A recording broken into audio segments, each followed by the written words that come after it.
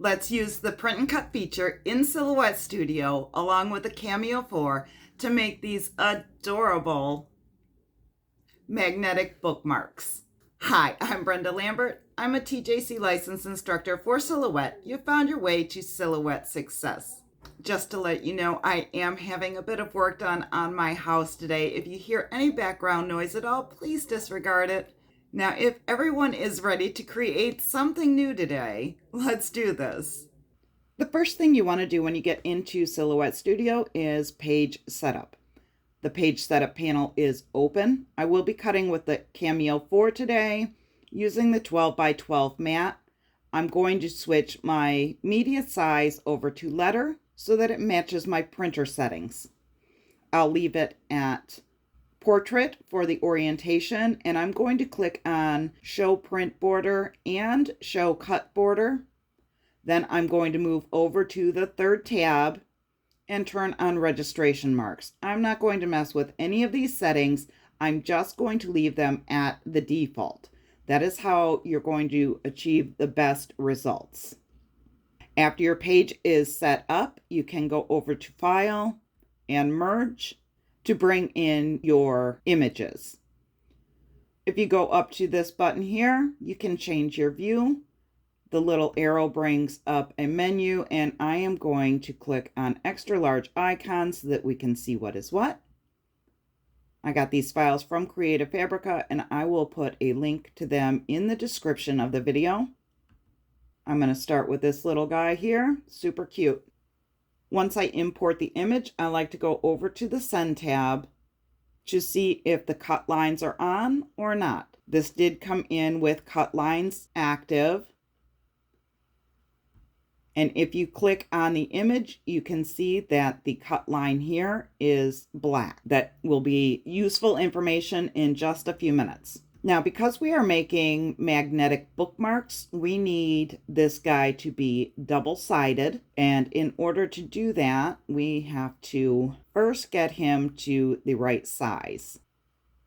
He is just a little bit large. I think a good size for this guy might be, let's say, 2.5 inches wide for a bookmark.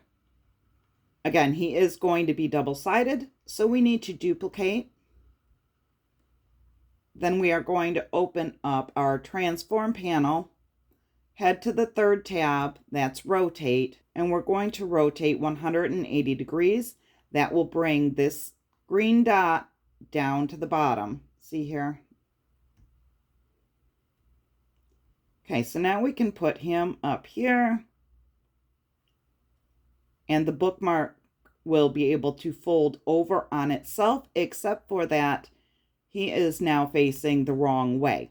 So let's right click, flip horizontally, and we can line these two up, and this one will fold over directly behind this one. They will line up perfectly. Now we need to connect the two. I am simply going to grab a rectangle from my drawing tools and draw out a rectangle that is large enough to connect both of them. Let me zoom in here. Now I'm going to set this rectangle to no fill color. I'm going to grab all three of these, open up the modify panel, and weld. Okay, so that creates a problem in itself. I was not exactly expecting that to happen, so let's undo that. And I will show you real quick how to fix that. Going to zoom out a bit. Let's grab our trace panel, select trace area, select both of the images, and bring the threshold all the way up. Now we're going to go ahead and trace the outer edge. Let's select this image, hold down the Shift key, select this image, right click, and group. This way they stay in place, and pull them over. Now we have just the cut lines for these guys. We can bring our little rectangle back in, select all of these, open up the modify panel, and weld. And we can move these back into place. Everything is lined up perfectly. Let's go ahead, select both of those, right click, and group. Let's take a look at the send panel. Now we need to remember that we have 2 sets of cut lines for these guys. So we need to go over to cut by line. The original image came in with black cut lines. The trace that we created had red cut lines. The trace is what we want to cut. So we are going to uncheck the black one, and it will only cut the lines that we made through our trace and weld. Now let's go back to design for a minute, because we don't want to waste material. Let's see how many we can fit on a page. Let's go to replicate. I'm going to create a row of 3. That fits nicely. I don't think we can fit another full row, but I'm going to go ahead and see. I selected all 3 of them, and now I'm going to duplicate below. Let's select all of them. And I'm going to go ahead and shrink them down just a little bit so that they will fit within the page. That way we will get as many as we can on one sheet, and we won't be wasting our materials.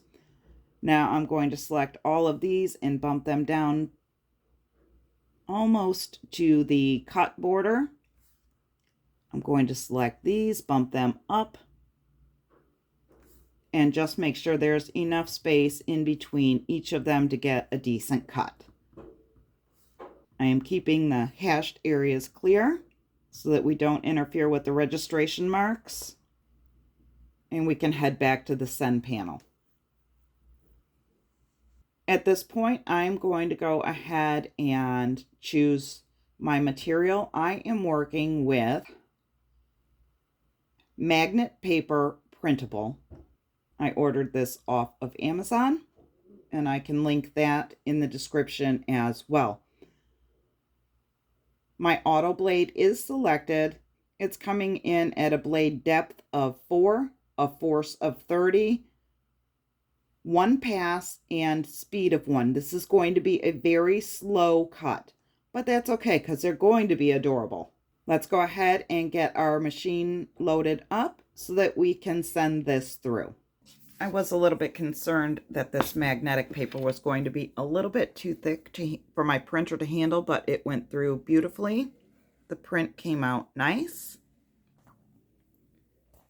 Now we're going to set this up just like any other print and cut. You want the top left corner of your paper to just barely cover the top left corner of the grid.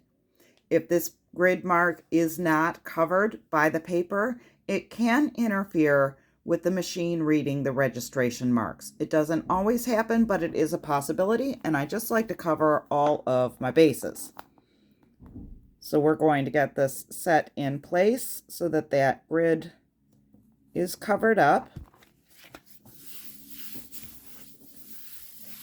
When we load this into the Cameo 4, we're going to load it just to the right of the white guideline. One of the most important steps when you're doing a print and cut project is to close the lid to the Cameo and then hit send.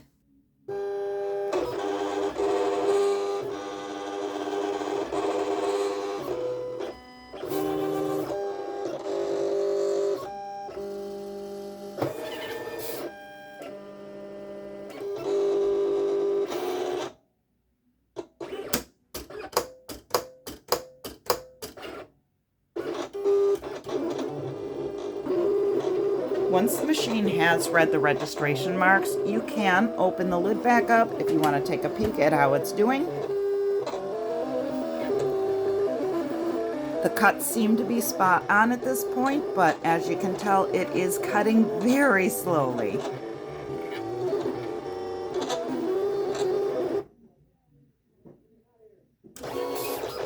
As always, before you unload your mat, you want to check the cut.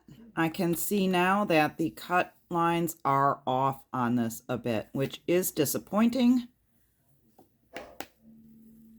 I don't think they're going to be unusable though. The cut settings seem to have been spot on. The cut lines, not so much. So let's get this unloaded and take a look. This is the first time that I've used this magnetic paper. It's actually quite cool that the Silhouette can cut this.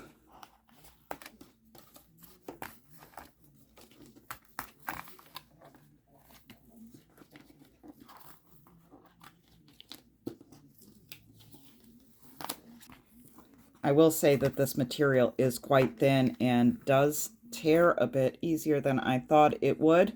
So you'll want to be careful with handling them.